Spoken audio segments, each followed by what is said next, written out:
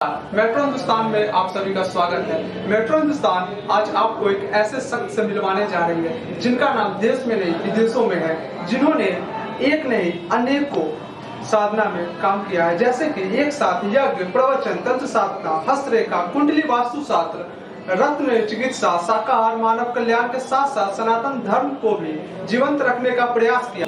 वो कोई और शख्स नहीं, बिहार के मुजफ्फरपुर के जन्म धरती पे जन्मे पंडित धीरज झा धर्मेश है। आइए आज पंडित जी से आप सभी को रूबरू करवाते हैं। हमारे चैनल के माध्यम से मेट्रो हिंदुस्तान के दर्शकों को आप बताना चाहेंगे कि आपकी शिक्षा दीक्षा कहाँ से शुरुआत हुई? हमारी प्रारंभिक शिक्षा अपने गांव के पैतृक प्राथमिक विद्यालय में हुआ। उसके पश्चात मैट्रिकुलेशन तक की शिक्षा दीक्षा हमारे मामा के यहाँ से हाजीपुर में प्रेम उच्च विद्यालय से हुआ। उसके पश्चात धर्म समाज संस्कृत विद्यालय से मैंने शास्त्री और प्रथमा मध्यमा और शास्त्री की पढ़ाई की। उसके बाद अंतर्राष्ट्रीय सिद्धाश्रम साधक परिवार के संस्थापक जोधपुर राजस्थान डॉक्टर नारायण दत्त श्रीमाली स्वामी निखिलेश्वरानंद जी महाराज हमारे पूज्य गुरुदेव है, उनके छत्र छाया में जाकर दिव्य गुरु दीक्षा प्राप्त करने का सौभाग्य मुझे मिला। और जोधपुर राजस्थान में रहकर मैंने तंत्र मंत्र, हस्तरेखा, कुंडली, वास्तु, फेंग शुई इत्यादि पे गुरु के सानिध्य में रहकर मैंने शिक्षा दीक्षा ग्रहण किया। ये हमारी शिक्षा दीक्षा है। वैसे प्रारंभिक गुरु हमारे पूज्य पिताश्री पंडित वैद्यनाथ झा कर्मकांडी हैं। कथा के क्षेत्र में हमारी पूजनीय माताश्री स्वर्गवासी श्रीमती ललिता देवी हमारे गुरु हैं। बहुत सारे लोगों से मैंने दीक्षा लिया, अभी तक 14 लोगों से मैं दीक्षा लेकर ज्ञान प्राप्त कर चुका हूँ। ये सभी हमारे गुरु हैं, ईश्वर से श्रेष्ठ हमारे गुरु जी, आप एक कथावाचक हैं। आपने सबसे प्रथम कथा सुनाना कब प्रारंभ किया? और मेट्रो हिंदुस्तान के दर्शकों को आप ये बताइए कि कथा सुनने से उनके जीवन में क्या लाभ होगा, क्या उनके जीवन में क्या परिवर्तन आएगा जिससे वो कथा सुने। और बहुत सारे लोग कथा आपके सुनते भी हैं और बहुत सारे लोग को कथा सुनने में आनंद भी आता है। इसके बारे में सब हमारे चैनल के माध्यम से आप तो सब बताइए। मूलतः आपके सभी दर्शकों को मैं बताना चाहूंगा, मैं श्रीमद् भागवत जी की कथा रसपान कराता हूँ। ये कथा का ज्ञान मैं किसी गुरु के यहाँ, किसी संत परंपरा के तहत, किसी आश्रम में रहकर, किसी मंदिर में रहकर मैंने अर्जित नहीं किया।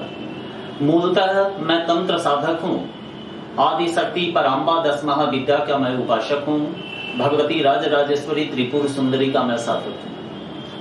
भगवान श्री कृष्ण से हमें लगाव नहीं था, किंतु लगभग 2006 और 7 के आसपास की बात है। मेरी माँ का दोनों किडनी फेल कर गया था। जीवन और मौत से वह जूझ रही थी। बहुत सारे लोगों ने कहा आप अपने माता जी की मुक्ति के लिए बैतरणी, गोदान इत्यादि करवाइए। मैंने नहीं कराया तो कुछ पंडितों, कुछ आचार्यों ने हमें सलाह दिया श्रीमद् भागवत की कथा माता जी को श्रवण कराइए।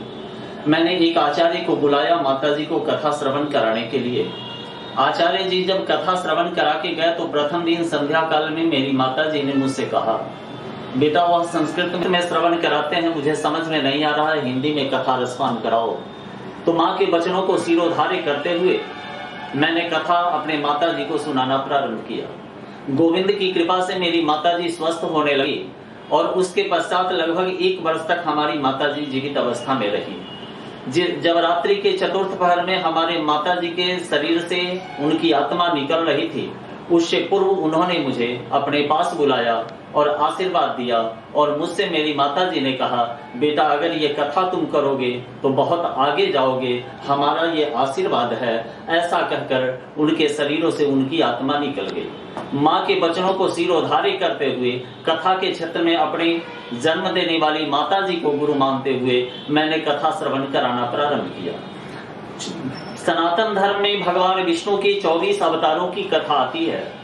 88,000 ऋषिगण, 56 कोटि देवी देवता, इस सनातन धर्म में हमारे वैदिक ग्रंथों में इनका वर्णन आया है। सनातन धर्म में 88,000 ऋषिगण, 56 कोटि देवी देवता बताए गए हैं, जिसमें 24 अवतार और 10 अवतार की कथा आती है।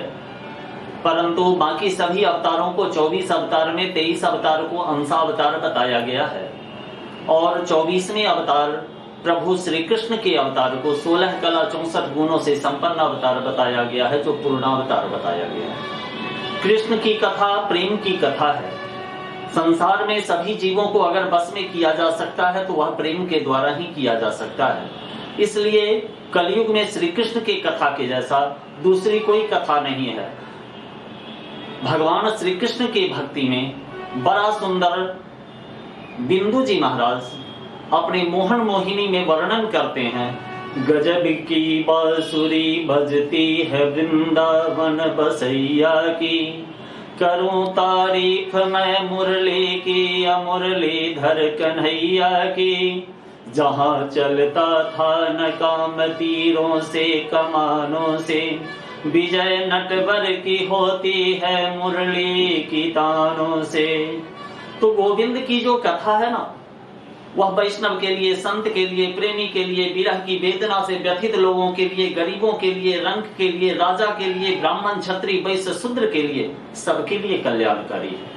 तो श्री कृष्ण की कथा ऐसी कथा है जो बड़े से बड़े नास्तिक भी अगर कथा का रसपान कर लेंगे तो वह कृष्ण भक्ति में पागल हो जाएंगे। सधवा स्त्री अगर कथा रसपान कर लेगी तो अपने पति को छोड़कर भगवान श्री कृष्ण को अपने आराध्य, अपने पति के रूप में मानने लगेगी। तो कृष्ण का कथा इतना दिव्य, इतना कल्याणकारी है जो संसार के समस्त जीवों को कल्याण प्रदान कर सकता है। तो कृष्ण की कथा में संसार के सभी जीवों को श्रवण कराता हूँ। लोग श्री कृष्णमय होकर के अपने जीवन के अहंकार, राग, द्वेष, विवेक का परित्याग करते हैं और भगवान श्री कृष्ण के मंत्रों को, भगवान श्री कृष्ण के बताए पद चिन्हों का स्मरण करते हुए अपने शाकाहार युक्त जीवन यापन प्रारंभ करते हैं। और संसार के जीव जब सुखी होते हैं तो मुझे अंदर से प्रसन्नता आती है। गोविंद की कृपा समझकर मैं और तीव्रता से अपने लक्ष्य की ओर आगे बढ़ता हूँ और जनमानस को कथा रसपान कराना प्रारंभ कर देता हूँ।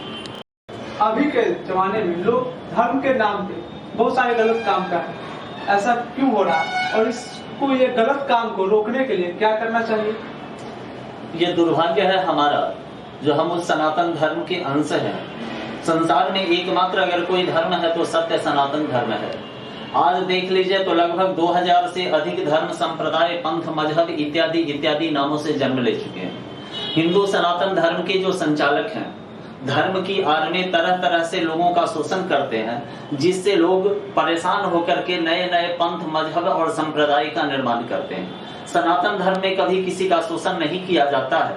वास्तविक जो कथा है, मंत्र है, साधना है, यज्ञ है, अनुष्ठान है, वह जीव मात्र के कल्याण ही इसका उद्देश्य है। किसी भी वैदिक ग्रंथ में किसी मनुष्य को प्रताड़ित करने का कोई जगह, कोई स्थान, कोई रास्ता निरूपित नहीं किया गया है।